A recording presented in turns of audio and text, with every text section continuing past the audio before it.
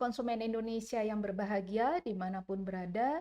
Jumpa kembali bersama saya Renti Maharani Kerti dalam acara podcast Konsumen Bicara BPKN RI. Undang-Undang Perlindungan Konsumen Indonesia mengamanatkan ada 3 kelembagaan perlindungan konsumen, salah satunya adalah BPSK. Episode kali ini kita akan membahas seputar peran BPSK di Indonesia. Penasaran siapa narasumber yang hadir bersama saya? Mari kita simak profil singkat dari narasumber kita.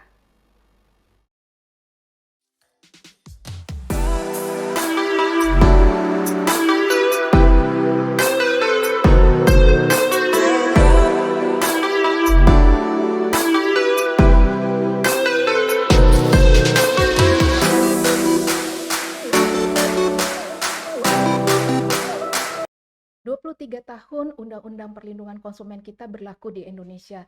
Namun tentunya sahabat-sahabat konsumen masih belum tahu nih peran daripada BPSK, Badan Penyelesaian Sengketa Konsumen dalam pengembangan perlindungan konsumen di Indonesia. Untuk itu bersama saya sudah hadir Ibu Laksmi Ningsi, SHLLM.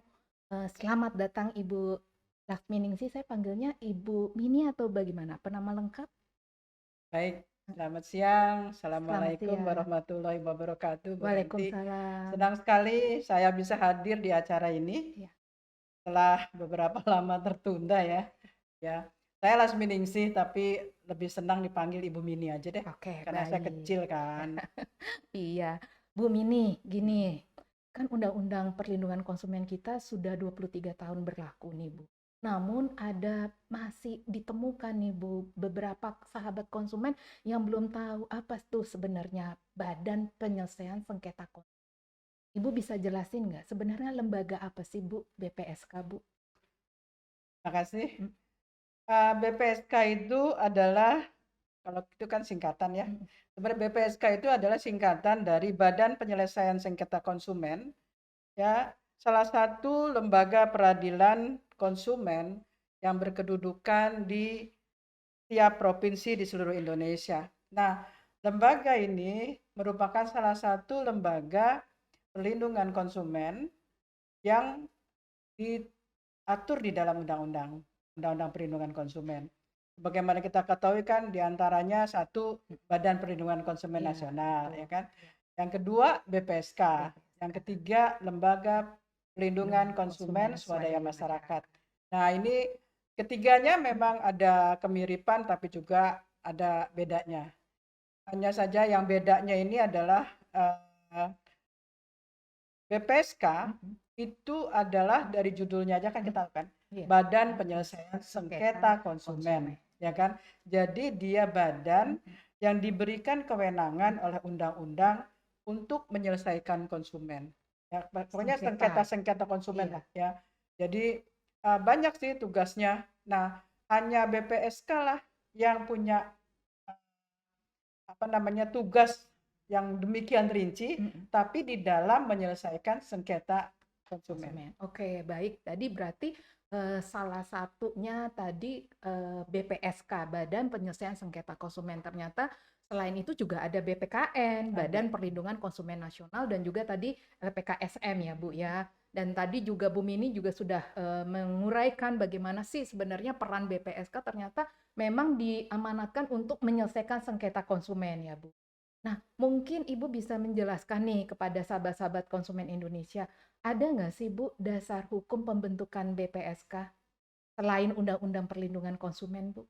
Ada, ya, ada Bu Ranti. Kalau kita dasar hukum itu selain undang-undang itu kita ada peraturan Menteri Perdagangan, selain PP itu juga ada peraturan Menteri Perdagangan, ada PP mengenai pembentukan BPSK. Juga ada secara hierarki ya, kan ada Undang-Undang Perlindungan Konsumen. Tentunya untuk pelaksanaannya ada lagi peraturan pemerintah, kemudian peraturan menteri. Ya itu, jadi ada 3. Tapi rincinya bagaimana nanti saya sampaikan. Baik, berarti selain payung hukum Undang-Undang Perlindungan Konsumen juga ada peraturan pemerintah dan peraturan menteri yang juga terkait mengenai BPSK. Ya. Nah, Bu, bisa nggak Bu Mini menjelaskan kepada sahabat-sahabat konsumen Indonesia ya, bagaimana atau mungkin ada kendala-kendala Bu atau masalah-masalah yang dihadapi oleh BPSK Bu dalam menjalankan fungsi dan tugasnya selama ini. Kira-kira Ibu bisa memberikan gambaran Bu? Ya, sebenarnya saya sudah ya di Komisi 4 BPKN ini kita sudah mengadakan semacam kalau dibilang penelitian juga boleh lah ya. Kita sudah seperti yang sudah saya sampaikan di dalam tulisan saya, BPSK itu kalau dilihat dari sejarahnya ya, dari awal-awal pembentukannya sebenarnya sangat baik.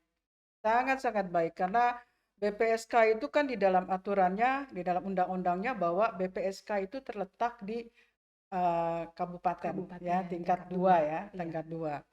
Nah, itu selama sebelum adanya undang-undang ODA itu bagus, Bu.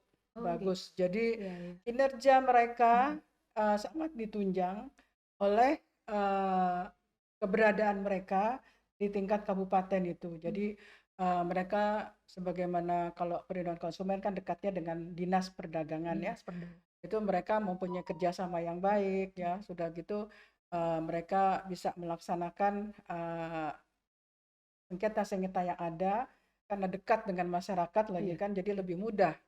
Nah, ini yang saya amati. Kemudian setelah ada 2 hal yang sangat-sangat mengganggu menurut saya. Apa mengenai 2 hal itu?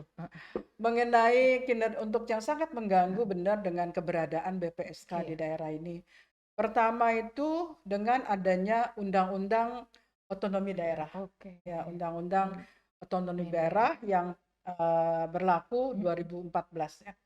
Nah, kemudian sejak berlakunya undang-undang ini itu benar-benar menjadi hal yang barrier yang sangat berat ya, tantangan yang sangat berat. Malah kalau dibilang bukan tantangan deh, hambatan. Ya, hambatan bagi pelaksanaan para anggota BPSK di daerah. Karena undang-undang itu mengatur bahwa BPSK itu sekarang bukan lagi ada di kabupaten. Jadi dialihkan ke tingkat provinsi. Jadi tidak lagi di kantor dinas yang di kabupaten, tetapi menjadi di kantor provinsi. Nah, masalahnya tidak semudah perpindahan itu aja. Ya, gitu. Waduh, ini ternyata masalah yang paling ini krusial apa, Bu? Krusial ini pertama dana operasional. Dana operasional. Ya kan? Tadinya mereka sudah fine-fine aja nih dengan selama belasan tahun dengan dinas ya, karena mereka tahu kan keoperasionalnya seperti apa ini. Nah, pindah ke provinsi itu menjadi bebannya kantor dinas provinsi, ya kan? Sementara di provinsi sendiri bagian perlindungan konsumen itu adalah bagian, jadi kepala bagian. Ya. Jadi dia juga harus membagi lagi jadi karena pindahnya mereka secara fisik tidak disertai dengan pindahnya dana. Membayangkan? Membayangkan? Jadi di beberapa daerah ada kantor BPSK yang masih ditunjang oleh ya kebaikan dari BPSK dari anggota-anggotanya untuk keperluan kantornya. Bayangin pindah dari provinsi dari kabupaten. Jadi kan punya kantor baru. Tapi ada juga yang tidak mendapatkan perhatian lah boleh saya bilang ya. Hingga mereka bilang kami di mana ya? Kami kemana ya? Sampai seperti Kota Batam aja. Dia kantor BPSK-nya itu dekat dengan kantor dinas.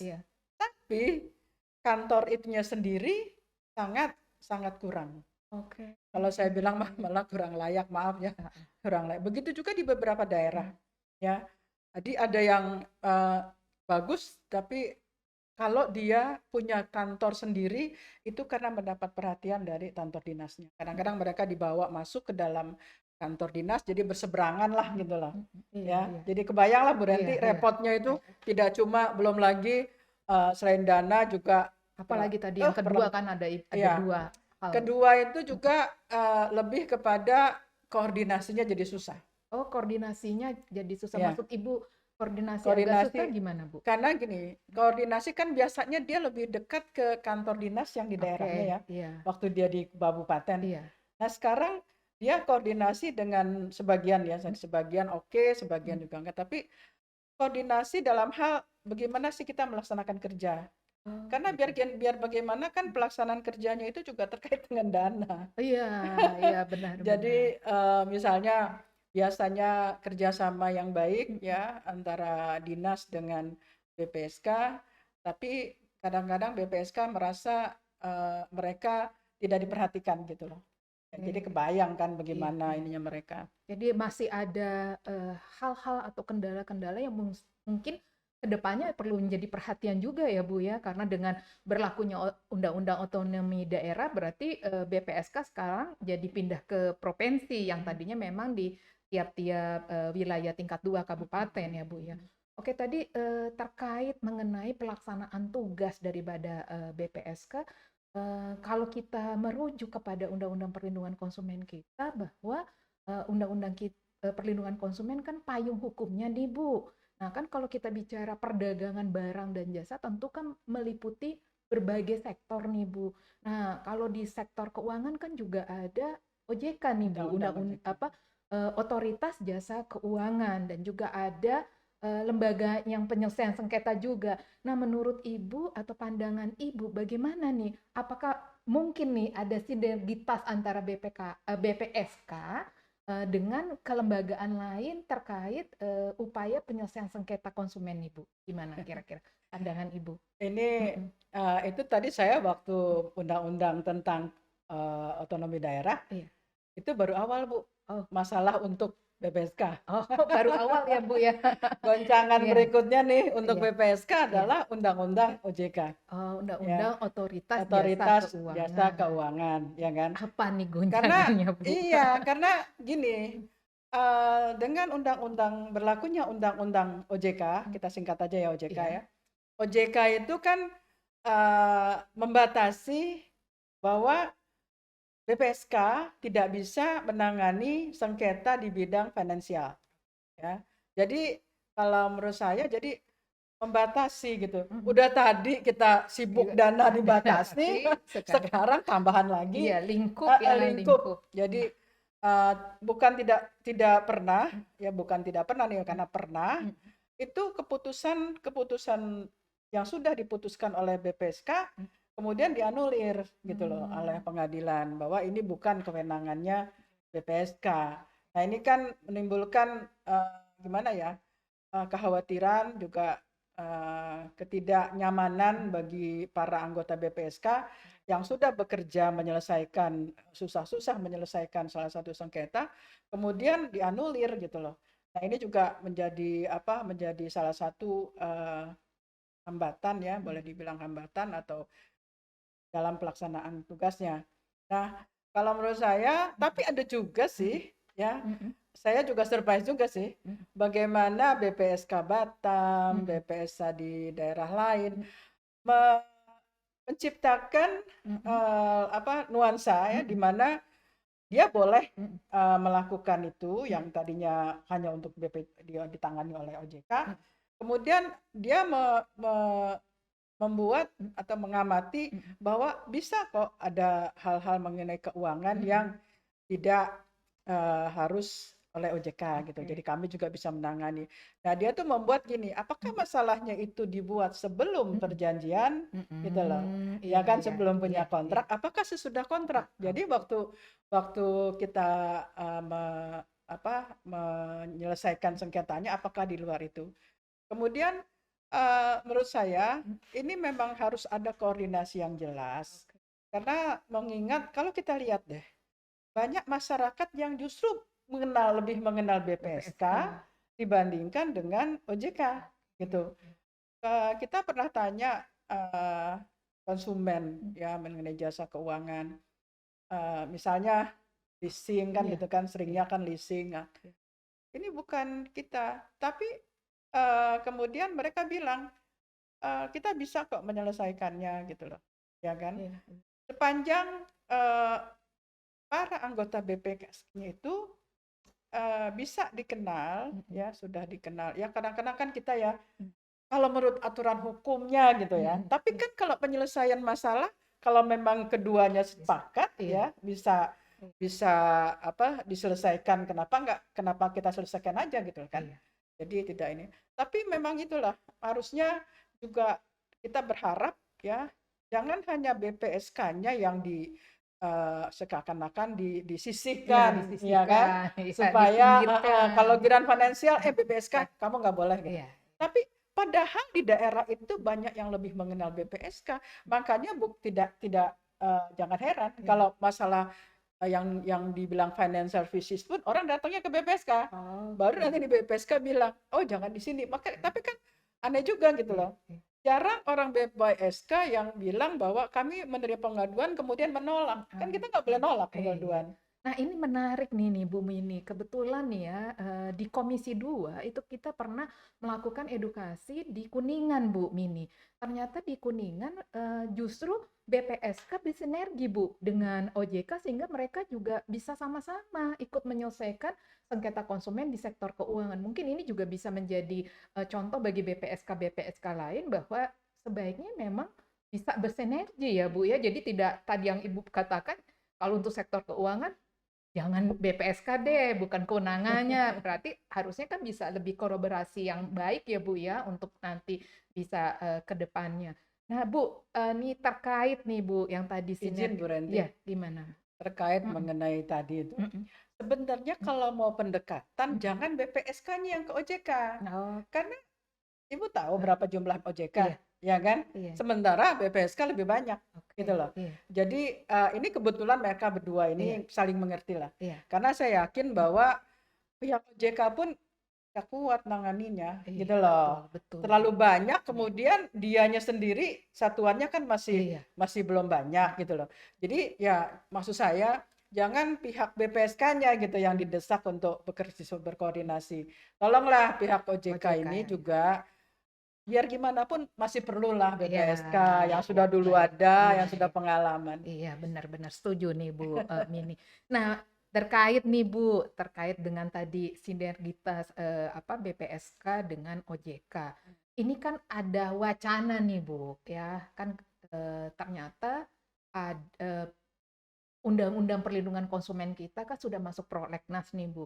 Nah ini ada wacana nih Bu ke depan nantinya ada penggabungan Bu, penggabungan antara BPKN Badan Perlindungan Konsumen Nasional dengan BPSK Badan Penyelesaian Sengketa Konsumen. Nah kira-kira menurut pandangan Ibu bagaimana nih dengan wacana ke depannya nih? Apakah akan menjadi lebih baik nantikah untuk digabung atau tetap Bu dengan saat ini yang masing-masing dengan tupoksi masing-masing. Kira-kira gimana pandangan Ibu? Kalau Ya. menurut Mm-mm. saya sih gini loh, kan BPKN itu di pusat, Ya, ya kan? iya, Nah, sebenarnya memang kita memerlukan kesannya kan selama ini menurut saya ya, iya. pandangan saya. BPKN tuh di dalam undang-undang PK, Mm, Undang-undang Perlindungan Konsumen, seakan-akan dia sendirian, iya, gitu loh. Dan dia tuh duduk manis, nanti bikin rekomendasi, bikin iya, apa, iya, disampaikan ke pemerintah, iya, ya kan? Nah, itu yang sudah kita lakukan kan selama iya, ini.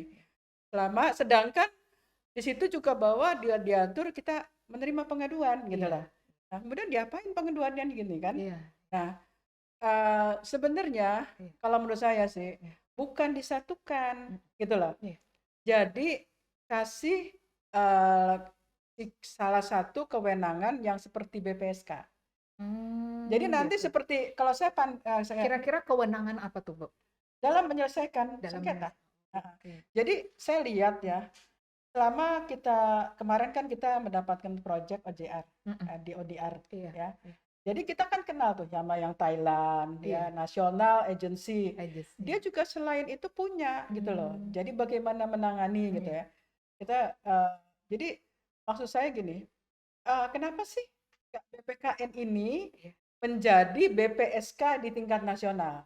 Oke, Tuh. itu maksud Jadi Ibu. nanti kalau misalnya kan koordinasi kan, Mm-mm, iya. ya. Sekarang ini kan nggak bisa Iya koordinasi, sih. ya. Oh, iya. Bayangin, kita ada di Jakarta, Mm-mm, ya kan? iya, Nah, BPSK Jakarta ada, iya. Tapi kan nggak bisa apa-apa. Seperti yang Oh, sekarang ini datang iya, nih kok, nih iya, kan? iya, Kan nggak bisa apa-apa. iya. Tapi kalau kita BPSK secara nasional, Mm-mm. entahlah judulnya BPKN atau BPSK Iya. gitu. Tapi saya lebih suka BPKN tetap, Uh-uh. tapi BPSK-nya itu ada di dalam, Oke, ya jadi kan? ada di dalam Heeh, BPKN. iya, Mungkin ada dalam satu divisi gitu iya. kali ya, Jadi Bu. Oke, ada fungsi-fungsi oke. BPSK di dalam BPKN, Mm-mm. ya. Kemudian jadi ada tingkat nasionalnya, Mm-mm. ya kan? Mm-mm. Sehingga arusnya nanti kan ada pusat, Ada ya pusat, ada daerah, daerah, ya. Kebetulan pusatnya di Jakarta Jakarta, itu BPSK Jakarta. Jakarta. Tapi bagaimana dengan BPSK Surabaya di kota Jawa Timur kan, Iya, ya kan? iya. Kan? Jadi kita ada koordinasi kerja.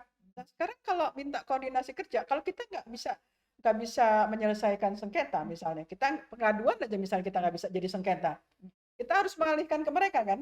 Hmm. Nah, kalau menurut saya, kalau memang itu ada di dalam BPKN akan lebih baik, gitu Oh, loh. jadi mungkin dikoreksi ya Bu Mini ya, kalau saya tangkap ya dari penjelasan Ibu berarti kan sekarang ini kalau kita masih merujuk Undang-Undang kita 8 tahun 99 bahwa BPKN memang punya kewenangan untuk menerima pengaduan baik dari konsumen, pelaku usaha maupun Oke. LPKSM. Nah, kalau misalnya ke depannya kalau memang tadi masuk di dalam tubuhnya BPKN, berarti BPKN itu selain menerima pengaduan juga bisa ikut Menyelesaikan. menyelesaikan ya, maksud Ibu. Nah, penyelesaiannya itu kalau kita lihat posisi BPSK saat ini kan penyelesaiannya di luar pengadilan nih Bu. Berarti secara mediasi mungkin maksud Ibu atau bagaimana Bu?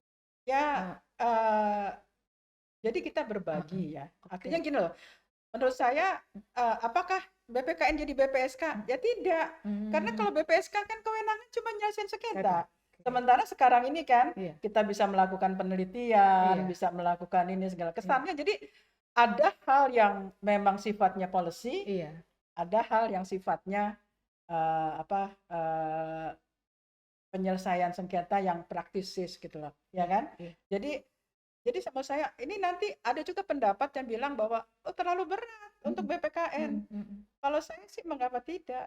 Iya, Kan kita iya. nggak akan stuck saat ini aja Betul, kan, betul. Karena ya kan? masih ada lanjut ke depan ya Bu Iya. ya. Kalau saya Oke. udah selesai mungkin ada nanti yang Ya, lainnya bisa gitu kan. dilanjutkan oleh Nah, anggota jadi lainnya. saya sih lebih suka kalau ada unsur BPSK-nya itu di dalam BPKN. BPKN. Ya, kayak sekarang kita ada K3, Iya, ya kan? Tapi K3 kan nggak bisa dibilang bahwa itu badan penyelesaian sengketa kan, iya, nggak bisa ada unsur iya, iya, sengketanya kan. iya. Nah, nanti kemudian berkembang menjadi apa sanggup, gitu Ya, kan? oke. Kalau saya bilang sih, kenapa Tidak tidak gitu ya. kan kita juga bertahap, Iya, ya kan? iya, Bahwa ada bidang sektor ini, sektor itu. iya, Jadi kita bikin selain koordinasi keluar, di iya. dalam juga kita bikin eh, seperti ini.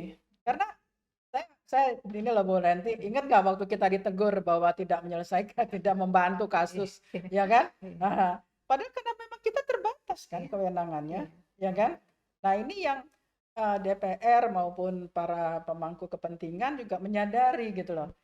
Eh, Istilahnya, kalau menurut saya nih, Bu Mm, Renti kesan mm, kita nih ya, kita udah bikin rekomendasi iya, banyak gitu kan, iya, tapi kok BPKN nggak kerja kesannya kan? iya, Bu iya, Renti sudah kemana-mana iya, edukasi ya. iya, Tapi yang ditanya justru kasus yang ditangani, iya. pengaduan yang ditangani. Iya kan? Bagaimana peran BPKN, upaya BPKN dalam pemulihan hak Iya. konsumen yang dirugikan? Iya kan?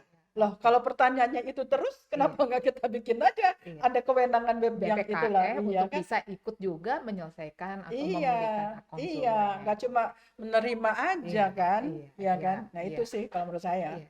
Baik ya, menarik ya. Tadi Ibu menyinggung terkait mengenai DODR ya Bu ya. Nah, apakah bisa mungkin Ibu menjelaskan karena kan saat ini kan kita arahnya udah digitalisasi nih Bu. Kira-kira kemungkinan ke depan bagaimana Bu dengan tadi Ibu mengatakan kalau bisa BPKN di dalamnya juga ada BPSK. Jadi BPSK nasional nih. Nah, terkait dengan DODR, apakah menurut pandangan Ibu untuk bisa proses penyelesaian sengketa karena kan terkait digital kan banyak sekali nih Bu komplain-komplain atau aduan-aduan konsumen online nih Bu, kira-kira penyelesaian yang bisa memudahkan konsumen, meringankan konsumen dengan biaya ringan, cepat itu bagus nggak Bu untuk kedepannya penyelesaian sengketa secara online menurut Ibu? Iyalah, kan kita 2 tahun lalu kan Mhm. kita proses kan ya. Waktu kita ditawarin oleh Angten Iya, akan mengenai project DODR, iya. artinya kita sudah mulai keluar, Mhm, bukan hanya ke dalam tapi keluar mhm, kan, internasional. Karena ini menyangkut eh, apa namanya transaksi e-commerce e-commerce. internasional, Iya. ya kan? Nah, kalau saya sih sebenarnya bagaimana sih cara orang menangani sengketa ya, Iya, menangani masalah iya. ini? Itu sebenarnya sudah ada eh, sistem-sistemnya sendiri, Oke, ya oke. kan? Kayak blockchain gitu Iya, kan. iya. Sebenarnya kan sekarang juga dipakai oleh bank-bank kan. Nah, itu jadi Oke. sebenarnya sih kita yang diperlukan adalah kesiapan kita memang sih, ya, dan kesanggupan kita terhadap bukan hanya kemajuan teknologi Iya, ya, karena memang saat ini juga kita iya, harus mengejar itu ya, iya. tapi juga kita harus mengetahui dengan pasti apa sih yang terjadi di dunia internasional ini Iya, terkait mengenai pertama perdagangannya ya, perdagangan. karena Iya, perdagangan itu kan menyangkut pelaku usaha pelaku dan usaha. konsumennya Iya, kan. Kemudian juga konsumennya gitu loh, konsumennya itu sendiri iya, gitu loh. iya. Apakah mereka mengerti bahwa kalau pulang dari Singapura kemudian Iya, apa kita komplain hotelnya nggak sesuai. iya, Nah, bagaimana nih iya, gitu loh. iya, Nah, iya. ini kan kemudian kalau kita punya DODR ya Mhm, artinya penyelesaian secara iya. internasional, si konsumen nggak usah ke sana gitu loh. Iya, iya, Jadi kita bilang kami punya konsumen yang merasa dirugikan mereka oleh pihak sana. iya. Nanti pihak sana yang akan mencarikan, akan ini kan, menyelesaikan Oke, gitu loh. iya, iya, Jadi tadinya juga saya, nah itu kalau kita keluar ya. iya, Nah sekarang kesiapan iya, kita iya. menerima komplain atau hal-hal yang dari Dari luar. BPKN luar ke Oke, sini gitu iya, loh, iya, ya iya, kan? iya, Harus iya, siap. iya, Sekarang misalnya kita harus komunikasi dengan Kominfo soal iya. misalnya eh, jasa telekomunikasi ya. Telekomunikasi. Kemudian juga dengan jasa perhotelan Iya, misalnya iya, kan, kita siap nggak seperti itu? Jadi bukan siap peralatannya aja ya, aja, iya. peralatan aja, tapi kesiapan kita Kesiapan gitu loh. dari iya. Bahwa kita juga jangan cuma menggugat, akan digugat juga kan gitu. Iya, Kalau istilahnya pasti dalam ada dalam kemungkinan itu. kasus ya, dalam Iya. berperkara gitu. Nah itu Bu Renti. Tapi apapun itu, Mhm, siap tidak mhm, siap, saya yakin kita sedikit demi sedikit iya, tentunya ya harus bisa siap untuk menyambut gitu loh ya. iya, Cara-cara kita sekarang dalam menyelesaikan masalah-masalah yang terkait dengan konsumen. Ya kan? iya, benar. Jadi, menarik. Nah, ini kan memang mudah-mudahan ya, Bu, ya, yang untuk tadi, penyelesaian sengketa bisa secara online sehingga konsumen kita yang dirugikan oleh pelaku usaha di luar negeri, dia bisa, cepat terselesaikan. Begitu pula sebaliknya, kita juga harus siap nih menerima Iya, aduan iya, dari konsumen di luar benar. Indonesia kan, Bu, pastinya. Nah, tentunya nih Bu, kira-kira tadi, kesiapan-kesiapan yang perlu kita, perhatikan dan untuk terkait BPSK nih, untuk kedepannya menurut Ibu kira-kira apa saja sih poin-poin yang perlu diperhatikan untuk supaya peran BPSK ke depan menyambut era digitalisasi ini juga semakin lebih baik nih, kira-kira? Secara singkat aja Bu, beberapa poin yang mungkin Ibu Baik, bisa sampaikan, apa yang perlu diperhatikan oleh BPSK nih, Bu. kalau Mhm, saya sama mhm, mhm, dan teman-teman BPSK, mhm, kita menyadari lah bahwa situasinya BPSK itu tidak bisa digambarkan bahwa dengan teknologi tinggi, ya, ya kan? Tapi paling tidak kalau BPSK ini mendapat perhatian ya dari kantor dinas provinsi, saya rasa walaupun nggak langsung gitu ya, iya, tapi mereka akan tergugah ya untuk mulai menangani karena biar bagaimanapun hampir di setiap kantor BPSK kan biasanya ada komputer, ya kan? Iya, Nah, itu kan komputer alat untuk apa namanya? Komunikasi, komunikasi. ya kan? Iya. Nah, itu sudah cukup gitu loh. Oke. Artinya jangan khawatir. Yang lebih dikhawatirkan itu adalah tadi, ya. Jadi saya benar-benar berharap agar pemerintah daerah ya memberikan perhatian yang cukup baik lah kepada BPSK dengan membantu tidak hanya dalam apa untuk fasilitas kantor, tapi juga dana Dan operasional. operasional. Bu Ranti tahu honornya mereka berapa? Nggak tahu, Bu. Masa ada komisioner atau anggota BPSK yang hanya 500.000 sebulan? Oh Ya, iya, iya, berarti kalau gitu selain perhatian khusus nih dari Pemda setempat terkait mengenai dana operasional dari BPSK, mungkin juga honor. harus honor ya dan peningkatan kualitas SDM Iya, iya, anggota BPSK iya. ya Bu ya, supaya bisa beradaptasi untuk perkembangan ke depan. Apalagi kalau memang nanti audit penyelesaian sengketa secara online terwujud ya, Ya. gitu loh Bu. Kalau saya gini, saya nih sangat concern sekali Iya. dengan apa yang terjadi di BPSK ya, dengan BPSK di daerah-daerah. Saya sih berharap paling tidak ada beberapa hal yang perlu dilakukan untuk memperbaiki keadaan. Yang nomor satu, karena yang mengganggunya itu undang-undang ODA. Kenapa Kak kita kasih, ya selain tadi kan saya bilang Iya. minta perhatian Iya. kepada pihak provinsi, Iya. padahal provinsi juga banyak lagi yang lain kan. Iya. Ya kenapa Kak undang-undangnya dikembalikan lagi aja seperti semula gitu loh. Ya kan? Iya. Ya memang sih orang bisa masyarakat bisa bilang itu kan susah, itu kan sulit. Tapi kan ini harapan. Iya. Ya kan? Iya. Kalau kemarin lebih tidak memikirkan konsekuensinya kan sekarang sudah ada konsekuensinya nih. Iya. Dari 2014 sampai 2022 ini Iya. kan. Iya. Nah, karena banyak sekali yang tutup Bu Ranti. Oh. Ya dari jumlah yang ada itu. Kemarin saya ke Makassar, Sulawesi Selatan tuh 2 yang tutup. Oh, 2 yang Iya, tutup. nggak ada jadi BPSK. Jadi di Makassar belum ada lagi nih BPSK yang aktif maksud Ya Ibu? ada. Di Sulawesi bukan di Makassar. Oh, di Tadinya kan dia Sulawesi. di Oke, Goa di sama Goa. di nggak ada. Nah itulah sekarang masyarakat kasihan kan gitu loh. Iya. Jadi kita juga perlu mempertimbangkan pelaksanaan dari undang-undang ini gitu ya.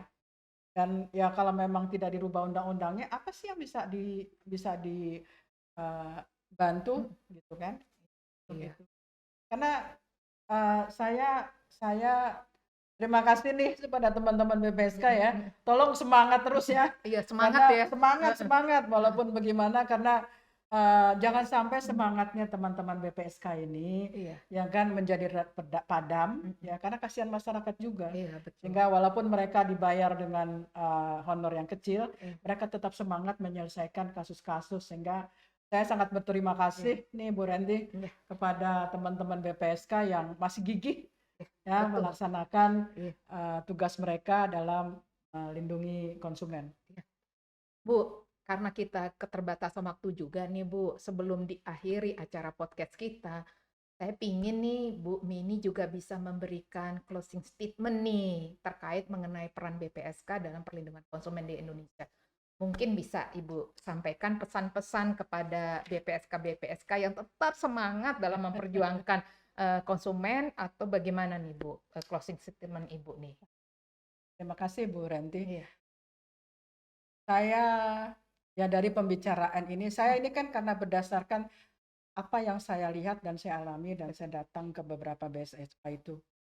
Saya hanya berharap bahwa pemerintah provinsi akan lebih banyak lagi, akan lebih prioritaskan, bukan prioritas kali ya, lebih memberikan perhatian ya kepada BPSK. Karena walau bagaimanapun BPSK ini kan ujung tombak bagi kita, pemerintah, dalam menyelesaikan sengketa-sengketa konsumen yang makin lama bukan makin sedikit. Iya. Ya kan?